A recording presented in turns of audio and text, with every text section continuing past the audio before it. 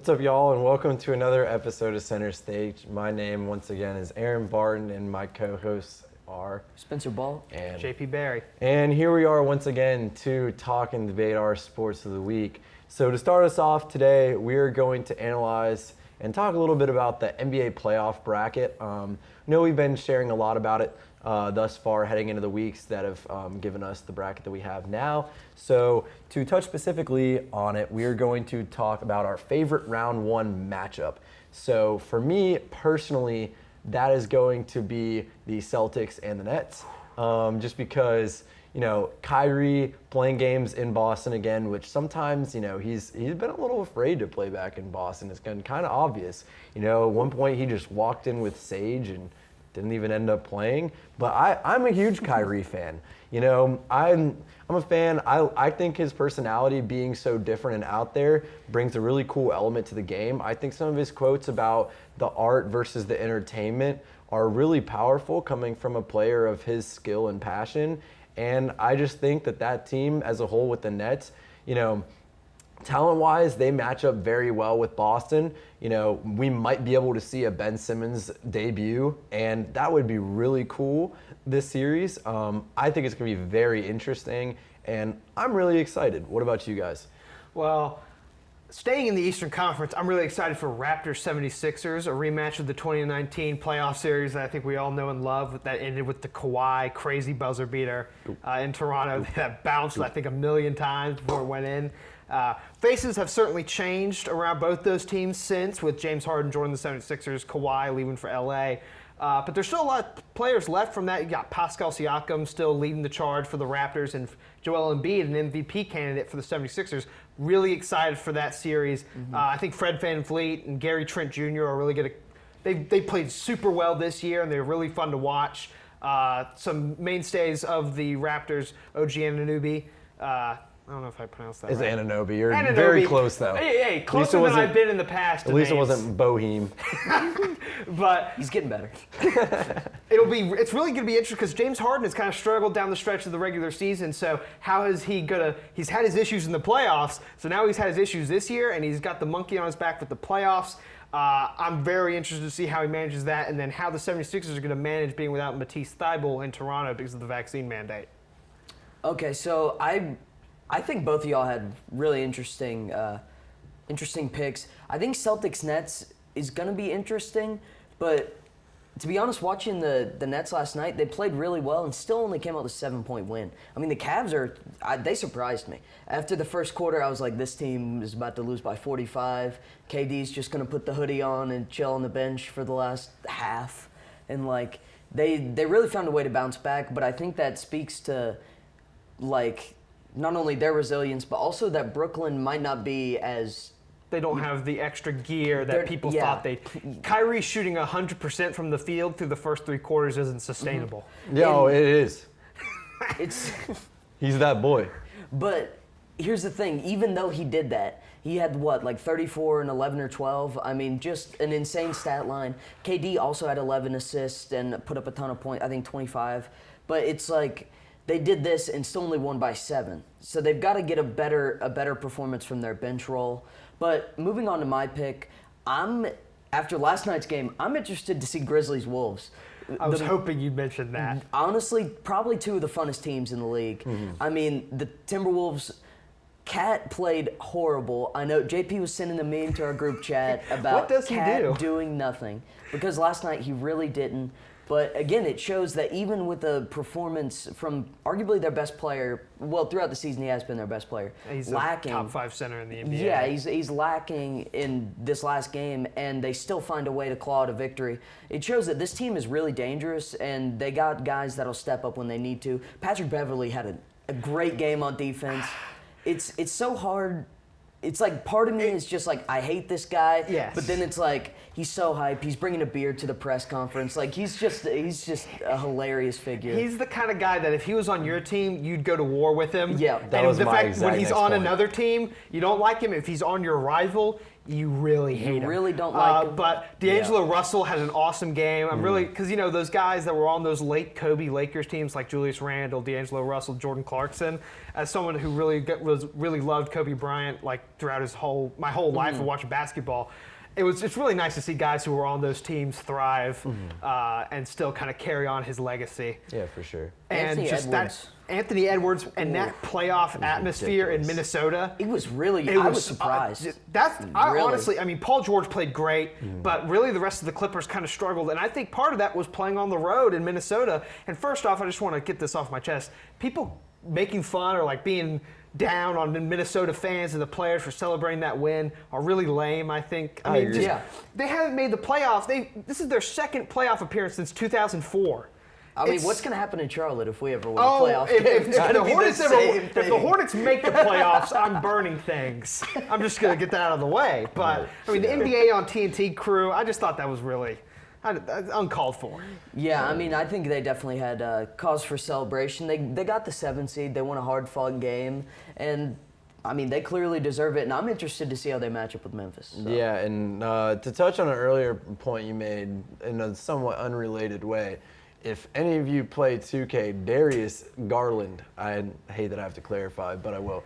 Darius is that boy in 2K. His release is so nice. But to move on. He's in real life, too. He was scoring. With all the injuries the Cavaliers have had, he has put them on his back and played outstanding. I was shocked they even, because I turned on the Braves game, and I was like, okay, and I turned on the Hurricanes games, and I was, watching that, and I looked at my phone, I was like, they got to 6. Right. I switched it back. No, yeah, I just had to make that point. If you're ever playing Blacktop and you're choosing your players, go get my boy Darius. All right, for most likely upset thus far, or no, in the bracket prediction, my pick is going to be a tie. It's going to be first on the matchup that I named earlier, just because of the sheer talent that the Nets have. I think that you have to name the Nets as a very likely potential upset. I'm not saying that they have a better chance to upset than the Celtics do to win by any means, but I'm just saying if any team's going to upset because of the amount of talent that they have as a 7 seed, that's ridiculous, and they have a very good shot at being able to do that. But the second team, I'm going to have to go with the Denver Nuggets, just because of the fact that while they might be dealing with some injuries, they are, but they are going through some injuries, and the Warriors are as well without having Steph. Now the thing is, Jordan Poole is playing at a phenomenal level. He's playing so very highly at the level that he's playing at now, and where they are is going to be very interesting to see, because it's not the Nuggets team coming into at their best health-wise, and it's not the Warriors team that's at their best health-wise. Steph might be able to come back, and if so, I think that the Warriors will probably win that series, but this is a very good Nuggets team that passes the ball extremely well and plays very good defense. So the Nuggets do have a very good chance at being able to get that upset as well. Right now, I still do think the Warriors will win the series, but don't count out the Nuggets. I think of any team that might be able to get an upset, it's going to be a tie between those two. What about you guys? I really love that Nuggets. That was actually going to be my pick. Mine as well. So we're all sheep. But, that's totally okay. But compounding on that a little bit, I think Jokic is going to be able to just completely feast down low against. Right. He does it against everyone, but I think without Wiseman, they never had him, but still. They still haven't, yeah. But my upset is the series I was actually the most excited for, kind of like your Nets Celtics picks, the Raptors over the 76ers. I think James Harden in the playoffs, Rick Ross won't really perform that well. But as good as Joel Embiid is, he might even win MVP. I've never heard that before. I have never heard that before. You are interesting, JP. I think Toronto, the way that they can go on the road and just the way Nick Nurse coaches, I think portrays really well to the playoffs, because they still have good bench players. But a guy like Pascal Siakam can go out there and play 45 minutes because he's done it all year and he's accustomed to it. I think Nick Nurse is like a more refined Tom Thibodeau, because his players are actually good that he plays 45 minutes a night. He can develop a player as well. Fred VanVleet isn't Alec Burks, but we'll get into that later. But that's my upset pick because I just think the Raptors have so much talent. They're so well coached, and then if they can steal a game in Philadelphia, I think they can shut it down at home. Freddie V is also that boy in 2K. Yeah. If you can't tell, I love playing 2K. Sponsor us. Come on, man. It's a great way to, Live out the get some fantasies more of the Hornets winning a basketball championship. intake, However, I also agree with you. I think that's going to be a really interesting series. Gary Trent also proved to be a really good shooter. They can just kind of turn it on, but I think they're more consistent. Duke represent. There's always going to be some Duke bias coming from this guy. But one thing I'm going to say, I had the Nuggets. I really like your pick. But whoever fills out the 8th seed in the East, I could see them. Hopefully it's the team donned in teal and purple. But I could see them, maybe scaring Miami. Because, that we'll get into it a little bit more later, but they're not as... It's our favorite phrase, by the way. They're not not as secure as most people think, or some people even think they aren't. They got a lot of depth, but I'm not sold. I like that. I think they play a brand of basketball that doesn't typically carry well into the playoffs. Yeah, Your best shooter is, I was going to say something mean, Tyler Hero, who's a basketball player. Hero. Okay, I'm sorry. I'm not sorry about that because disrespecting him is my lifelong dream. But when he's your best shooter and he doesn't even start the game. Bro, Duncan Robinson, bro. I don't like him either. I'm still not sold on him because here's the thing: if let's say a team like Charlotte or a team like Atlanta matches up with them, or even Cleveland, you've got a team that can shoot the ball. Honestly, if it's the Hawks or the Hornets, you shoot the ball probably better than Miami. Dude. I'm I'm just the not biggest sold. Miami Heat fan right here. No, I'm not. I'm not at all a Miami Heat fan. I hate the Heat, but it's the fact that Duncan Robinson is literally just a less athletic Clay. Yeah, like but it's you just saw a what fact. he did last year in the playoffs. He choked Exactly. That's another horribly. thing. The Heat really performed poorly in the playoffs last year against Milwaukee. Now, Milwaukee is awesome, but I think Cleveland is actually the best mismatch for them because they have the length down low, similar to Milwaukee, to compete with Bam Adebayo. If they can get Jared Allen back, I don't know if that's... Jared Allen maybe could be back for the Friday game. That's what they were saying. If he's back for the Friday game, I don't see them losing to either Atlanta or Charlotte. But if they can get through, I think that Darius Garland and Jared Allen and Evan Mobley could be really tough for the Heat to beat, especially in like 4 or 5 as one seeds typically do. They're going to have to shoot the ball really well against the Heat's 2-3, obviously. And I'm not quite sure if Cleveland has the shooters for that. That'll be necessary there, but it'll be interesting to see. Moving on to touch on the MLB opening day games for a bit. Let's give out our favorite team coming into the season, starting with mine. Have to throw out a pick that, it might come off as a little bit bland, but I'm going to have to go with the repeat as the Atlanta Braves. Just because I actually, while it was heartbreaking to see us trade Freddie, he's signed with the... Trade for another player and then leave right, loose. that's what I meant. That was a brain lapse. We traded for Olsen and then let go of Freddie. It was tough because... Ever since I played baseball when I was a kid, Freddie had been on the Braves, and now, it's tough to see him go to such a powerhouse down in LA. But at the same time, I think that with Olsen being younger and still incredibly talented, and he's played well so far for them in the first few games that they've had. I like the trade. I think it's going to bring some good longevity, and I think that this season is going to be a good season for them. Hopefully, they can all stay healthy.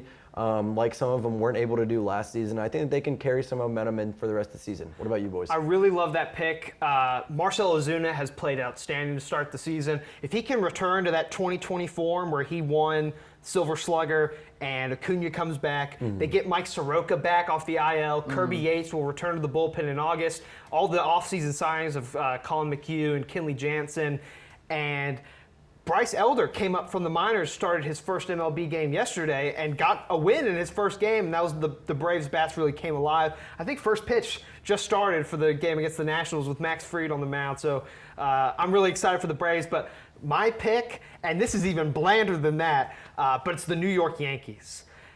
People downed on their offseason, but Josh Donaldson... It's their year. The chase for 28 is on. But Josh Donaldson is an outstanding bat and glove when he's healthy, and Isaiah Kiner-Falefa is a good defensive shortstop who will bridge the gap to their top prospect, Oswald Peraza, and Anthony Volpe. But the biggest thing for the Yankees is their pitching. They have an unbelievable bullpen. Opening day, Garrett Cole goes like 3 innings, and then the bullpen pitches the rest of the game, and they go hitless against the Boston Red Sox, one of the best lineups in baseball. They can throw out any bullpen reliever, and he would probably be the best bullpen player for any MLB team. Aroldis Chapman is old, but he's still pumping 102 with his fastball. And ridiculous. Giancarlo Stanton and Aaron Judge in a contract year, those two are going to hit a lot of home runs this year. And if Joey Gallo can start getting it going, he always kind of still has a rough start to the year with it being cold out and the baseball not really carrying as far. But I think the Yankees lineup, if they can stay healthy with Stanton and Judge, and the starting pitching with Luis Severino and Garrett Cole, and the bullpen, I mean, that's a team that's going to be really hard to beat in October, and it's going to be a team that's going to be really hard to beat the rest of the year. That's a super tough division. Oh, because yeah. You've got, it's like the SEC West of baseball. Yeah, because you've got the Yankees looking good, the Red Sox, I mean, they have a great lineup, the Rays looking good, and the Blue Jays. The Rays have a cheating lab improving. under Tropicana Field. I mean, they just pull out some random player you've never heard of, and he either throws with a sub-3 ERA or he hits 30 home runs a year. I don't know how they keep doing it, but I'd love to see it personally, just because I think it's really interesting how they succeed so well without spending money. Like they except rarely, for Wander Franco. But they rarely go out and acquire new free agents. They got a really homegrown organization for the most part, and they've done a great job. But the team I'm going to shout out, last week I didn't think I was going to be mentioning my favorite team, but the Cubs are looking incredible right now, shockingly. I did not expect it at all. But I'll list off some stats for you. So Suzuki is looking great so far. He hit 2 homers yesterday. He hit 1 the other week, so he's already at 3 so far. Ian Happ leads the MLB in batting average. He's batting .700 right now. And the Cubs starting pitchers, throughout the first 4 games, the starting pitching has allowed 2 combined earned runs through 4 starts. So they're looking really good. I don't know if it's because the Brewers got off to a shaky start or the Pirates are just the worst team in baseball year in and year out. I love to see it. But so I'm not really sure. It'll be much more interesting when they start to play maybe some different teams, see if they really do hold up the way they're looking right now. But I think they're looking really good so far. And another team I want to point out is the Minnesota Twins. Ooh, because I like that. They, of course, signed Correa. And they played Seattle, a team I really am interested in. I was going to mention that after the Mariners. They're really interesting, but Minnesota has done a pretty good job matching up with them. I know in the previous years, Minnesota has been a team that just crushes the ball. I mean, I think they've led or been really close in leading the league in home runs as a team. Year in and year out, they got guys like Miguel Sano. Now they have Correa, and Buxton is starting to catch up to that home run. He hit a 400-something foot blast off of like a 103 fastball, and it looked like he deleted the ball. It was gone. Yeah. So that's a team that definitely surprised me for sure. I did not expect Minnesota to come out looking the way they have. I love that answer because in the Josh Donaldson IKF trade, they got Gio Urshela and Gary Sanchez. Yep. I think that's a very good mutually beneficial trade. And the Twins are a really fun team that suffered a lot of injuries last year. If Byron Buxton stays healthy, he's the AL MVP. But I loved that Mariners shout out because they're like the Timberwolves of the MLB. Haven't made the playoffs in 21 years now, or it will be 21 years if they don't make it this year. Got a lot of good additions in the offseason after an awesome end to last year, the Believe saga, where everyone was rooting for them to make so sad. I was watching games at 1 in the morning, come on, Mariners. But I'm really excited for this season. I think it's gonna be I think this could be one of the best MLB seasons we've seen in a long time, except for last year, because go Braves. All right, well, I'm going to hand it over to Spencer now, who's going to take us into a quick little commercial break. Okay, so tomorrow is actually the last episode of Thursday Night SNAS, so they'll be on the SGTV YouTube channel, live on Facebook at 7. Be sure to check them out. It's their last episode of the semester. They do a great job, so we'll roll into a quick promo for them. Live from the Kennedy Greenhouse Studio. This is Student News at 7.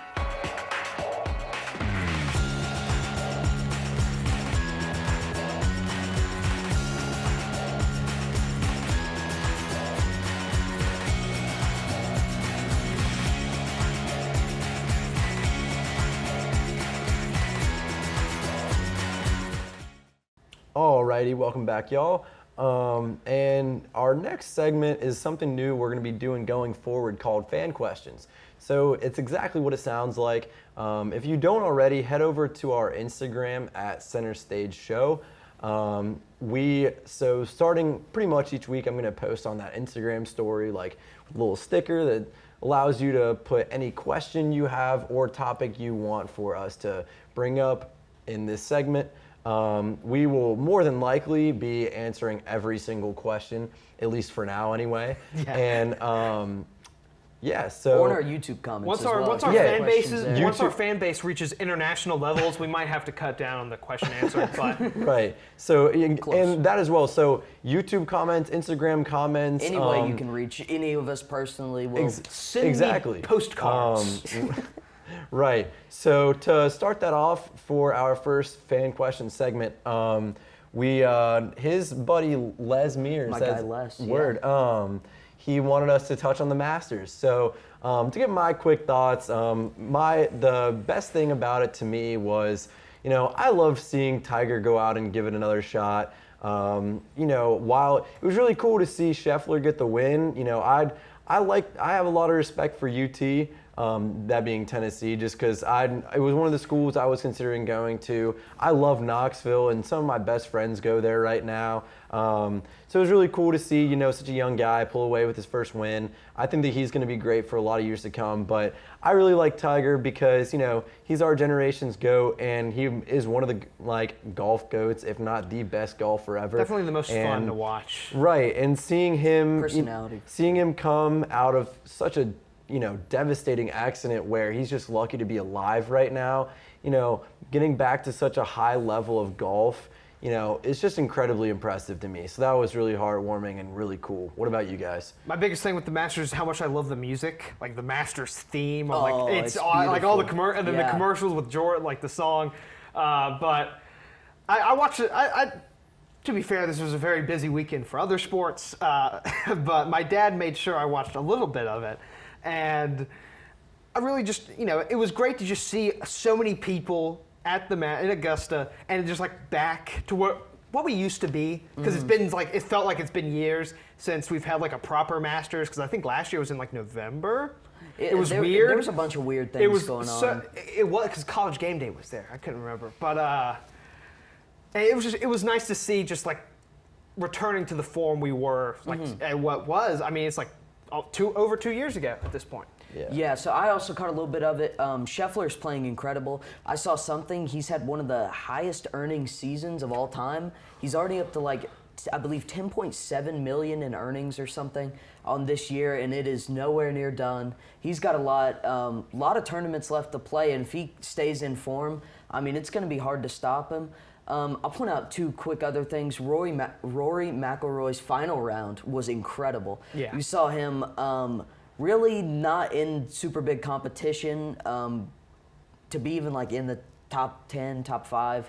And then he came out of nowhere with, I believe, a -8 in the final round to to actually get him the second place finish to Scheffler. So that was awesome to see. And I feel definitely like a grandpa saying this, but I love the scenery of the Masters. Oh, yeah, You see all the greenery, the flowers are beautiful. It's just it's a peaceful thing to watch. You sit down, get a cup of coffee, you're just like, man, I'm not leaving the recliner for at least 7 hours. It's a great sport. It's a great sporting event for sure. It's definitely up there. Absolutely. The next all set of questions that we have from y'all are all NBA related. So to start, these ones, the next 4 actually are, it was really just 2, but we broke it down a little bit into 4. They're from my buddy John Cox. Shout out to him. And his questions start with, what NBA team improves most going into next season? My pick is the Cavs because they were already on such a great trajectory. And to say that they finished at, I think it was 44-38, 43-39. I think it was 43 and 39. It was just the tiebreaker. There was a 4-way tie for Right. for 7th in the East. Right. And they were able to do so with Garland was hurt for a period of time. Sexton missed the majority of the season. Jared Allen has been hurt a little bit here and there. Lauri Mobley, Markkanen. Yeah, Lauri Markkanen missed a solid chunk of games.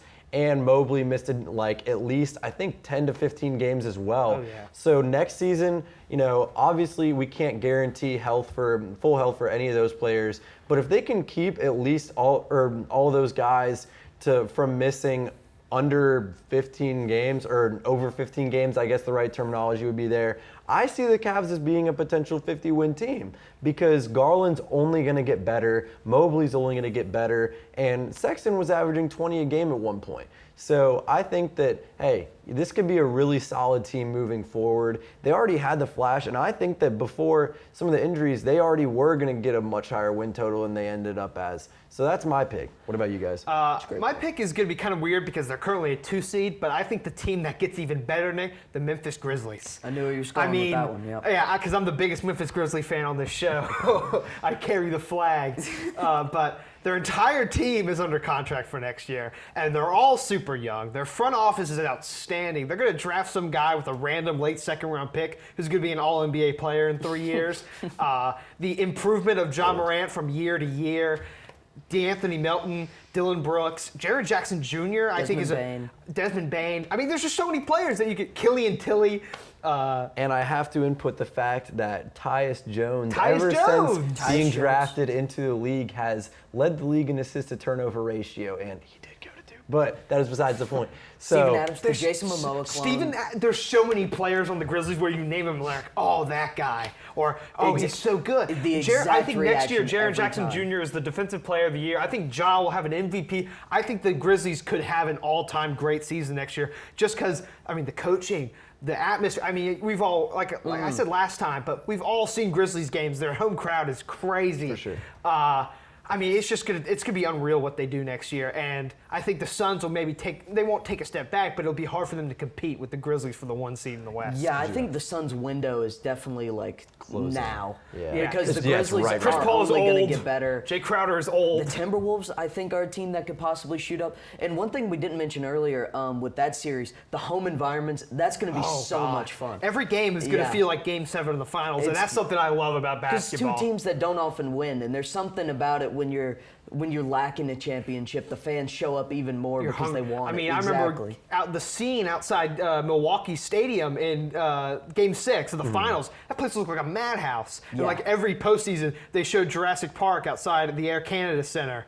And that place, it literally looks like there's dinosaurs out there. But, I'm just super excited for next year because this is very hinging on one thing, but I think the Hornets could be very good next year if they bring back Miles Bridges. That was the team I was going to name. But we didn't want to seem biased because we were super biased last week. Well, I was going to name, I think the Timberwolves are definitely one of those teams because I think they're about one other piece away from being a really high contender in the West. So I'll say the Timberwolves for that reason. The Hornets, we're close. We've got one of the best offenses in the league. Third year LaMelo Ball. He can only get better. He's going to average a triple-double. That's a devilish face right there. And LaMelo for MVP. Go put in your prop bets right now. Put in your futures. Sell the Cody house. Martin for 6th Man of the Year. You don't need a house. Look, you can buy a mansion after you cash the winnings. When the Hornets get rid of Gordon Hayward's contract and they sign Mitchell Robinson, that's being serious. Yes. I think Mitchell Robinson is the big this team needs because he has an offensive skill set that hasn't really been utilized by Tom Thibodeau in New York, and his defense speaks for itself. He finished 4th in blocks per game in the NBA. Injured as well. While being injured. I disagree just because he's always hurt. Well, he's not always hurt. No, he's always hurt. He always plays like 30 games a season. Aaron. I watched the Knicks. Bro, this man plays like 30 games a season tops. Every season. When he I'd gets to rather the have Hornets Mitchell's cheating 30 labs, games than it's Mason's over. 82. Hey, with Mason 20 minutes. Plumlee, We need someone that can play consistently.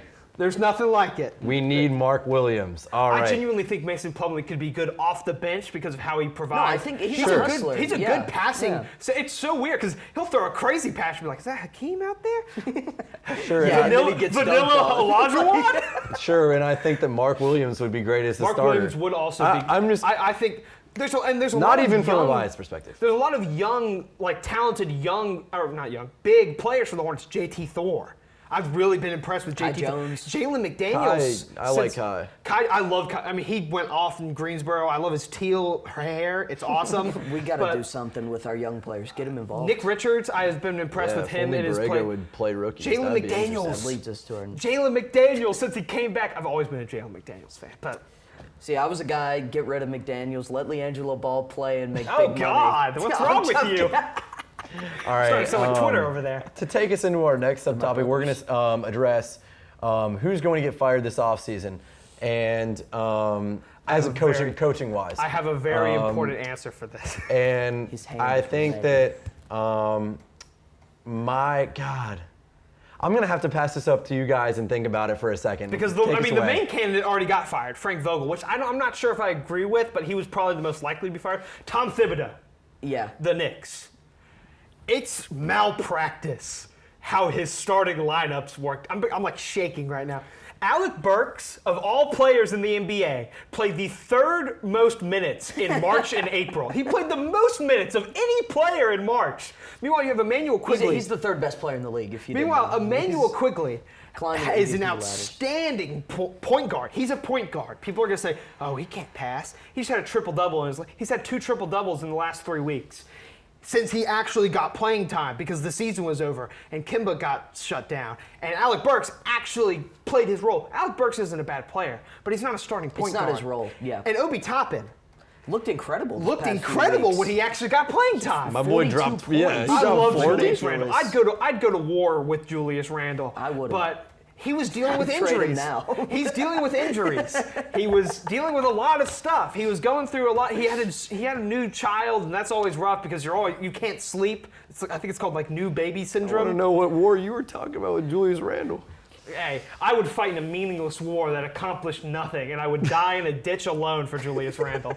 But I think you could get Obi Toppin and Randle on the floor together, and it would be awesome. I think Mitchell Robinson, if he comes back, will be a huge piece because if they fire Thibodeau and get someone who can actually, I don't know if I think actually that Thibodeau could be fired because who are you going to hire to Thibodeau. replace him? I mean, Keep going, fight keep you, going, but keep going. Yeah, we might have to cut the camera off and settle this. I know. And I'm getting very long-winded because I care. But It's hard not to The when you only see thing- a team with a bunch of talent just wasting away on the bench. Deuce McBride, Quentin Grimes, R.J. Barrett, Emmanuel Quigley, Obi Toppin, even Julius Randle. He's only 26. Mitchell Robinson, Jericho Sims. I did not know he was on. Jericho Sims is the second to last pick in the NBA, and he's coming out and he's a center, and he's.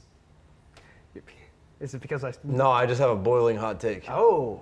And the take, it's going to take nowhere near as long to explain as yours did. As my rant about Tom Thibodeau. Mike Budenholzer. And why I will say that is because there were rumors that before the Bucks won the championship last year that he was going to get fired. But, right now the Bucks are kind of that team of default of, okay, if some team gets hurt, the Bucks will probably win it. But why I think that he might get fired is that Giannis is having another MVP level performance this season. And if they don't win or at least get to the Eastern Conference Finals, I would not be surprised if the Bucks pull the plug on Mike Budenholzer.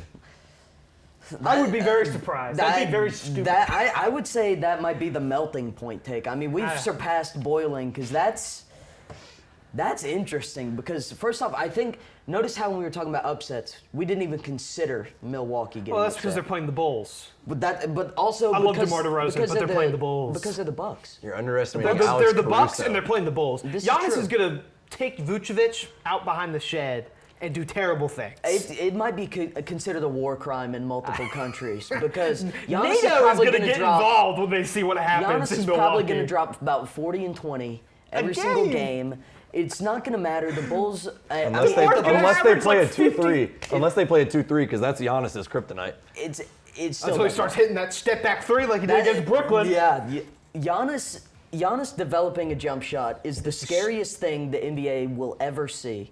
Because if next year he comes back and shoots the three somewhat reliably, he becomes the best. He's already. I think he already is the best player. Probably the best player in the league.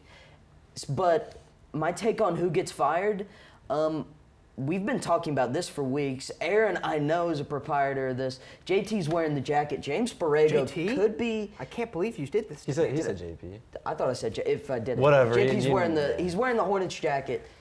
James Borrego could be on the way out. That's one of those I think that's up in the air because we have gotten better. But the thing is, we're seeing it's. Aaron talks about this all the time, so I won't go super big into depth on this. But the fact that Mason Plumlee's a starting center over guys we could be getting some experience.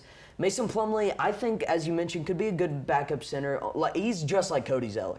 Like he's just a hustle player. He's fine from the bench. He's Cody Zeller with a putback dunk. See, but he doesn't have to get more minutes than Montrezl Harrell. Kai Jones has been stuck in Greensboro all year. Even though they traded up to get him. James Bouknight hasn't played much. But, I mean, there's a lot of players, I think, that we have a lot of young talent that is never going to develop by playing in the G League. They got to get some real NBA minutes, and there's the room for it. Yeah, that's the problem. It's not like they have nowhere else to go. See, that's my point. It's not necessarily, you can't really just say it's a project when they had this roster where a lot of us fans can say, oh, this team needs a big man. I hate that I checked my phone this morning and saw Kupchak could be on the way out. Yeah, when I don't get he that. traded That terrified up me. to get Kai Jones so that we had a potential big man. Mitch And Kupchak is a they've great given GM. him and they've given Kai Jones 0 meaningful minutes this season, which has just been so disappointing. They have We given traded Ish Smith. Okay, and then we Ish- don't okay. bring up Bouknight to take his place. right, and That's what I'm saying. Right, that, but I was not at all opposed. Like, I liked Ish, but because Ish gave us one great game a month, but but the thing But was, Montrezl really, that was a great trade. I love but him. then Kupchak went out and got IT, which gave us the Ish Smith role, except way better, which was great. But we're Nice, complaining playoff about IT. oh, we play Plumlee so much. Why do we keep starting Plumlee? Mitch also because Borrego clearly decided he didn't want to play Kai Jones. He had the option to play Nick Richards, 7-foot energetic center. Gave him about 10 meaningful minutes throughout the entire season. He started him about 3 or 4 games, but only played him 10 games in each of those starts. Then Kupchak went out and got Harrell, who still doesn't play more minutes, even though I get it, he is shorter than Plumlee. And he's but a still, sixth-man merchant, which isn't a bad thing. Still, but even if he's a 6-man merchant, he should at least be playing more minutes as the 6th man than Plumlee does as the center, because that's what he's done in some points in his career in the past that's true. where he's thrived. So I love just don't Montrezl understand, Harrell. which leads me to the next question being who enters the next season in the hot seat. I view that as James Borrego, just because I don't think he gets fired because, hey, I would like to see what he can do next season after whatever additions or subtractions happen in the offseason. Roster-wise, I would like to see what happens. But, after 15 to 20 games, if we're not a top 5 team in the East, I think that Borrego's gone. That's just my opinion for who's on the hot seat. Well, my answer for that is Doc Rivers. I think he's That's always exactly what I was That was actually saying. I didn't realize because I forgot about him. Yeah. And that last question, I went so passionately in my Tom Thibodeau just tear down. Someone's got to do it. 'cause But that's Doc Rivers, man. Doc Rivers is one of those coaches where he's perpetually on the hot seat, and that's because of the playoffs. And I think after this playoffs, where the 76ers lose to the Raptors in the first round, he will be on the hottest seat ever. But what does Doc Rivers do? That's the thing. I don't know why. Win games with generational players like Kevin Garnett and Rajon Rondo and Paul Pierce and Ray and Allen. still finds a way to fumble it. Yeah. I don't know that how. team won 1 title. I don't know how Doc Rivers, every single coaching vacancy, everyone's like, you know who I want? I want Doc Rivers because I want my team to blow a playoff game. I'd it kill doesn't for a make 3-1 sense. lead to blow in the Western Conference Finals He's somehow asking pretty much every single NBA analyst, he's a lock for top 15 coaches ever. What? To me, I don't see it. And he's But very That's disrespectful. nonsensical. I think he's a great guy, and I think that he's a great regular season coach too. But you can't be a great coach if you're not great in the regular season and great in the playoffs. You can have the most wins of all time, Yeah, but if you don't win championships, no one's going to care. Most wins of all. Popovich surpassed that in Looney this season, did. which great. Congratulations to him. But Yeah. in a press conference after the final game, I can't remember who it was. I think it was someone Reed for the 76ers. Paul Reed played really well for the 76ers. And a reporter was like, is Paul Reed going to get minutes in And the he playoffs? straight up said no. He's like, And we're trying to win a world championship. You're going to put DeAndre Jordan out there You see his to win a world championship? His effort was ridiculous. Like, I saw a clip of his effort in their most His recent expected game, and he grit was like, statistic is through the roof. Yeah. facts. So that leads us to our last question from John, being a coach who's most likely to fill a current coaching vacancy. There's only a couple of them right now, but just because of the predictability behind the Lakers doing whatever LeBron wants, which is not a great strategy thus far. I love LeBron, but it just hasn't worked that often. I'm just going to have to go with Mark Jackson because the rumors have said that LeBron wants Mark Jackson. Last offseason, LeBron wanted Russ. It didn't really work out. Obviously, we're here now. But, you know, LeBron wants Mark Jackson. I LeBron guess gets what he wants. That's what I'm saying. I guess that has to mean there's a decent chance that Mark Jackson Where goes there's to the smoke, Lakers. there's fire. What do you guys think? Underrated answer my answer would predicate on someone like Tom Thibodeau or even James Borrego being fired, a coach who is well renowned for his work with young rosters that are very talented, Kenny Atkinson. You know, we all know what the 2017-18 Brooklyn Nets with D'Lo and Karis LeVert, Jared Allen, that very fun team with the bench dancing and all so that. fun. Yeah. They made the playoffs. They were really fun.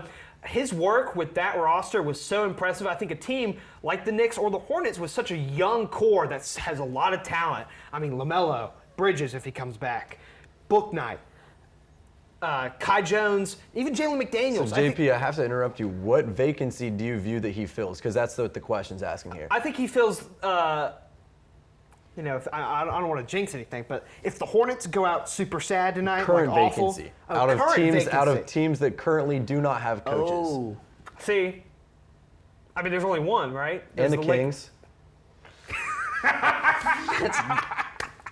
that's the answer. You hear the Sacramento Kings, and you have to stifle a laugh. Kings and but- Kenny Atkinson, is that I your mean, take? honestly, that could work. That could work. De'Aaron Fox, Domantas Sabonis. They have Davion Mitchell? Marvin Bagley. Marvin Harrison Barnes is a Bagley bucket. actually currently plays for the Detroit Pistons, but Oh, I forgot about that.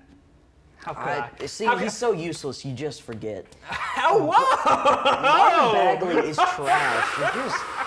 Look, granted, he got drafted by Sacramento, so of course it's like a perennial, just like rotting That's meaner than Brick field. Ross. Look, Marvin Bagley is not that good. alrighty. This man is Look, useless. He he contributes is. nothing to He- society. I am of the opinion that whenever he gets 30 minutes a game, he will be an all-star. Anyway, He's getting 30 Oh, minute a my night in Detroit. Goodness. He did play well in not- Detroit. not- I'll give him not that. quite. He was pretty solid in Detroit Not for the quite. Pistons. Look, it is the Kings organization. It's hard to grade anyone on how they play in Sacramento because it's Sacramento. Unless it's Harrison Barnes, baby. Harrison Harrison Barnes Barnes is has a been bucket. good. Yeah, I don't think Marvin Bagley has been that good. He's gotten to, some altercations, I believe, with. He was not a fan of the coach or the organization in Sacramento, which is understandable. That's Oh, what I'm saying. God. Like, I mean, it'll be interesting to see. Not even Kings how he fans are does. fans of the organization in Sacramento. They understand what it's like. But Yeah. coaching vacancy, I mean, I think Frank Vogel will probably get another job somewhere just because that's typically how it goes. He's so great. He's a great defensive mind. I mean, the Lakers. The thing about the it Lakers. wasn't their fault. It wasn't Vogel's fault. The Lakers it's got hard rid of to all deal the with. important players to Vogel's system that kept his defense up and running, and they replaced them with these spot-up shooters like the shambling corpse of Carmelo Anthony. I love Carmelo Anthony, Shambling corpse. but I mean Trevor Ariza. Why was Trevor Ariza getting playing time? I mean, why was he on the team? Yeah. It doesn't make any sense. It's not Vogel's fault. I agree with you. I think he'll end up somewhere, and I think there will be some Could vacancies. end up in New York if Thibodeau gets fired. I would not be Could surprised at that interesting. because the Knicks love grit and his defensive. Yeah. That would be something. So our next question is kind of touching on something we said earlier, so I guess we don't have to hit on it for too long, but I will say this question is brought to you by your boy my Andrew. friend Andrew. Shout out to Andrew. Shout out to him. And all the rest of these questions are actually as well. But this one is, are the Heat a real threat? And my personal opinion is yes, with a slight tint of no. And what I will mean by that is roster-wise, absolutely. They have a roster that can do it. Now, they're very deep. They have a really, they have their 8-man, regular rotation could take them to the finals and even win it. But what I don't like about them is how injury prone they are, because I don't know off the top of my head how many games Jimmy Butler played, but if he's their best player, he hasn't played that many more than 55 games if he did play more than 55 games this season. They take a lot of rest games. Kyle Lowry's old and he gets hurt a decent amount, and I don't have faith that in the playoffs when he's going to have to play longer minutes, I don't have faith that he's going to be able to stay healthy, which sucks, but it is a reality. So this team, they're very injury prone, and and they just don't have a lot of chemistry. And when it comes down to the playoffs, a team has to have chemistry. Yeah. Your best players have to have played, in my mind, 65 or more games together. They don't even have to like each other. So they just have to be used to playing with each other. And the Heat just aren't. So I'm going to say, roster-wise, yes. But realistically, I don't think that they'll be able to get it done. That's a great way to put it. I really like how you did that. I think, depending on, because nothing's final, but I think they'll be in a very tough spot in the second round against either 76ers or the Raptors. And like you said, the chemistry. You don't have to like each other. You just have to pretend like you do and play together and play to win. And after all the blow up between Jimmy Butler and, literal corpse Udonis Haslem, but I don't see how that could really work. I think they'll get past the 8 seed because they're, it's the 1 and the 8. They're more talented. You're not They the just 1 are. by accident. Yeah. People are saying, they're the worst 1 seed ever. And, that's such an oxymoron because you're not the 1 seed by accident. You win the games, you go out there and you play well for the whole 82-game season. But like you said, different. The postseason the postseason is very different. And I'm not sure if how they play will work against especially the Raptors because of the way the Raptors can. The Raptors play at such an antithetical point to the Heat because the Heat are like, we're gonna out physical you, we're gonna play 40 minutes. The Raptors do that and are good at offense. So it's if they meet a team that matches their baseline intensity, there's not much room for them to go higher than that. And I think that the Raptors could actually beat them. I think the 76ers could beat them because Embiid is just crazy. But yeah, I think they probably get out of round 1. I could see them losing just because Jared Allen. Jimmy Butler would have to take over. The postseason, it really shows the star power of each team. I think, and he showed that in the bubble. He did. That's what I'm saying. If he doesn't play like that, we need bubble Jimmy and bubble leaning Adebayo. over the handrail at the end of the game, spent. Mm-hmm. Because if he's not playing like that in the playoffs, I don't see this team getting it done in round 2 and maybe even round 1. So I don't think they're for real. I think even if they get past Philly or Toronto, the winner of that series, if they manage to get past them, I don't think they go further. I agree. I don't think so. Our next one is, do the Sixers have the necessary chemistry? And what I will say is, obviously not because of how recent the trade has happened, but what I will also say is that doesn't prevent them from winning a championship.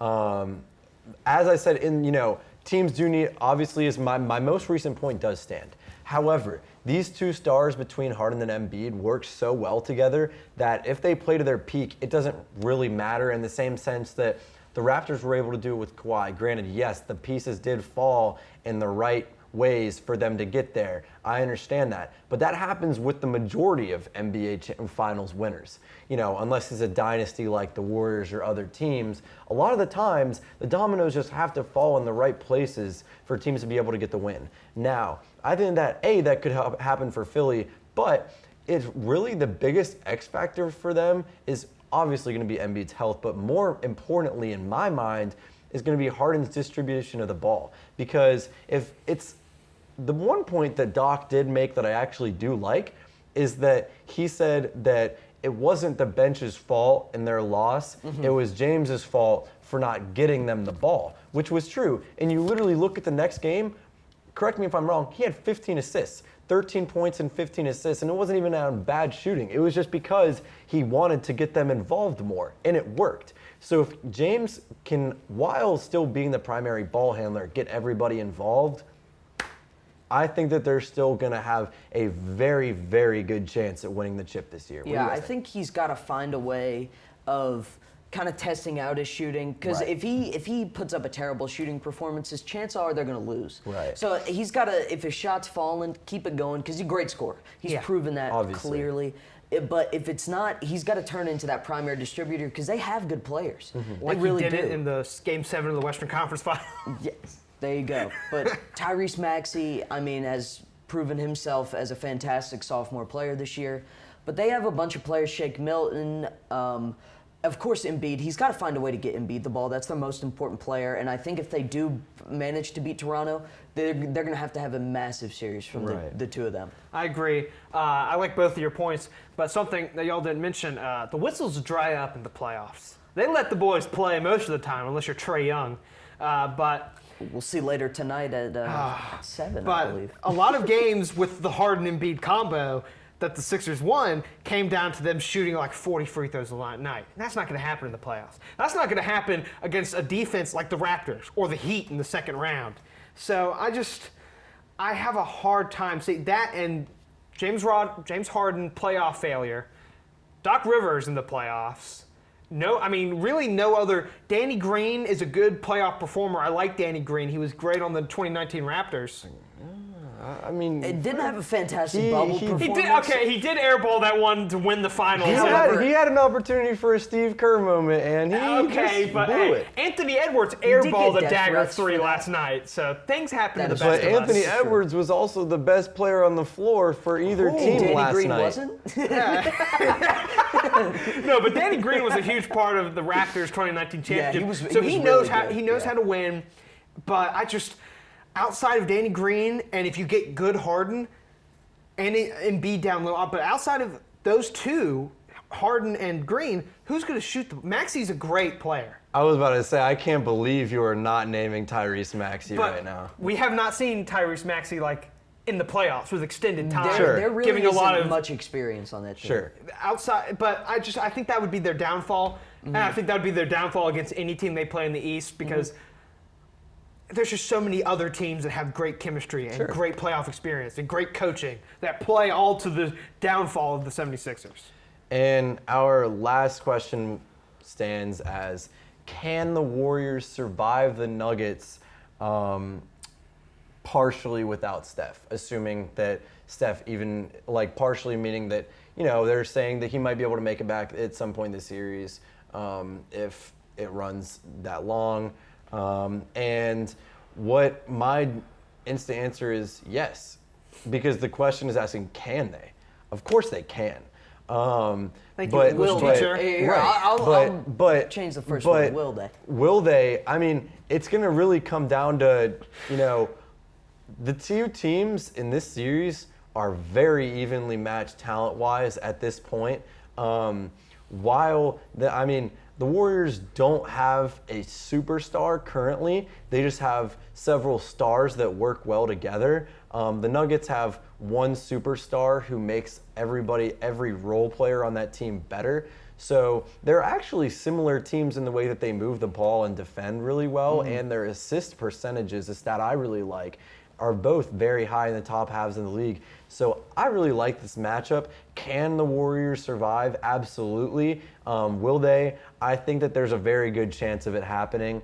I think that if they play 4 games before Steph comes back, I definitely see it being an even split. But it could easily go any other way. So that's my take. I like that. What is the status of Michael Porter Jr. and Jamal Murray? I remember hearing rumors. They're shut down. They're shut down? Okay, then I think they absolutely can, because the Nuggets roster outside of Jokic, I like how you said the Nuggets have a superstar and the Warriors have just a lot of stars. I think someone like Andrew Wiggins, who has kind of struggled in the second half of the season after being an all-star starter, I think he could step up into a role that a guy like Facu Campazzo on the Nuggets can't, because he's Facu Campazzo.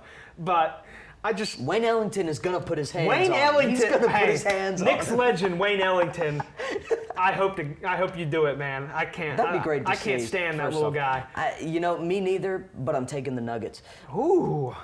Jokic, I've said it probably every episode. He's my MVP pick, but I think the Nuggets have the power to win the early games, and possibly in the series, or only play a game in the series before Steph gets to play, or he'll only have 1 or 2 games. Because get him on the ropes before he comes back, and I think they have a great chance. Because if you look at it, I mean, he's such a good distributor, an inside force. The Warriors are going to have a tough time inside. I mean, if you think about it, I'm assuming Draymond's playing, but he's nowhere near as physical as he once was. He's still great, and he's actually. I feel like he's been. Oh no, he hasn't. I was gonna say he's been more active on offense, but he really kind of. I was thinking of Jordan Poole, but a big thing with Jordan Poole is this is his first real playoff experience. But a big thing I think for the Warriors, Gary Payton. I can't remember if it's junior or the second. The second. Yeah. So essentially the same thing. Yeah, that thing has always confused me. But I think the thing about the Nuggets, they're used to playing without their stars. Exactly. That's kind of a key point. The Warriors without Steph, they've had some time to get acquainted with it, but the Nuggets have been playing without Jamal and MPJ for, I believe, the whole year, if not majority of it. MPJ maybe played. He got injured real early on, I believe. Jamal hasn't played, but they're used to, they know their role. As you mentioned, I think they have one of the better team chemistries in the league because they've been playing as a unit the entire year. Jokic clearly the leader of that team, and I could see them knocking off the Warriors. That's a great point. And so before we go, I just want to get predictions. Do you think the Hornets win tonight? Do you think they win Friday night? If they do you think they can win Friday night against the Cavs? Starting with Spencer, we're going to go around the horn. Okay, all right.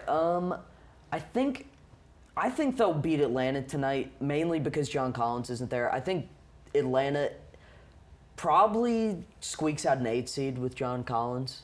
But I don't know if we'll get past the Cavs, especially if Jared Allen comes back. I think we lose to the Cavs. I would love to see us win tonight and win both games. But sadly, I don't see us even being able to win tonight. While I'm going to be pulling harder than ever, a prediction that I think will probably happen is that Borrego will once again play Plumlee more than he should, and Plumlee is going to get dominated by Capella as he has in their matchups thus far. I think that the best option to go here is going to go small and play PJ at the 5 most of the game just to increase that. I mean, he's inefficient as a shooter most of the time, but he can get hot, and when to he increase gets hot, the chances. I think the Hornets are like 14-0 when he scores in double figures or something like that. There is a stat that's that you're sounding on the right track there at the very least. So I think that's our best strategy. Although it would lead to us getting out rebounded, we're just going to have to do that anyway. No matter who we play. Right, and we're just going to have to bank on being able to potentially shoot the ball really well. So that's the strategy I'd like to see us use. Do I think it's possible? Yes, of course it's possible, but I do see Atlanta probably winning tonight. What do you think, Jimmy? I think we'll need big game from Oubre. If he gets hot early, I think the Hornets could bury the Hawks just because of how many threats they have. Right. But if he's cold, if he starts like 0 for 2 from 3, you got to pull him. You got to pull him. And you put in Jalen McDaniels, who's actually shot really well from 3 down the stretch of the season. I think that it's going to be a really high-scoring game. Yeah. Not a lot of defense. Great. I think one thing I've been really impressed with Borrego is his ability to limit Trae Young over the last couple of years. I think the last game against the Hawks, he didn't make a shot from the field until the fourth quarter. He had, I think, 7 points. They did a really great job. They played a 2-on-1 kind of trap when he'd bring the ball up across the court. We played well against Atlanta this year. Yeah, Cody Martin and LaMelo on Trae, I think, is a great defensive strategy. But I just think the Hawks at home, they have a really good home atmosphere. True. The rest of their roster has a lot of old veteran guys with playoff experience like Lou Williams, Danilo Gallinari. Kevin Huerter was a beast in the playoffs last year. I'm a huge Bogdan fan. Yeah, Bogdan is really solid. He had a lot of dagger shots last year against the 76ers and the Bucks. I just think they'll be able to limit Trae. They'll be able to limit Trae Young, and they'll score a lot of points. But I think that going too cold for a little bit, like the Hornets are prone to do, and the just veteran playoff experience kind of deal with the Hawks gives them the edge, and they'll win. Absolutely. So optimist. Would like to thank you guys if you're still here, because this is indeed the longest episode that we have had thus far by a long shot. But it has been, my personal favorite. It was a good time, and going forward, be sure to keep getting involved or interactive with us. Comment below this video, comment under our Instagram, because that's definitely what I'm checking most. And there will be a lot of opportunities to be able to give us what you would like us to talk about moving forward at points. And so thank you guys if you are still here. Even if you're not, thank you for tuning into a little bit of this. And we last episode next week. For absolutely. This semester, So our last definitely episode tune in. of this, Summer at send-off. least With in, video. right? Oh. At least with video. We don't know what our Secret plan plans. is over the summer yet. Cooking We are thinking about different things. We're in the lab. And also stay tuned, because next episode might become very interesting. Don't want to spoil it, but at the very minimum, we're gonna have some really cool topics for you guys. So this is next week will be the last episode in this building shot. More than likely the last episode on video for the semester. Obviously we'll be season back 1. next semester, but so be excellent sure to tune in for that. Tune in for the other SGTV shows as well. And thank you guys, and have a great rest of y'all's day, night, or whatever it is. Thank you.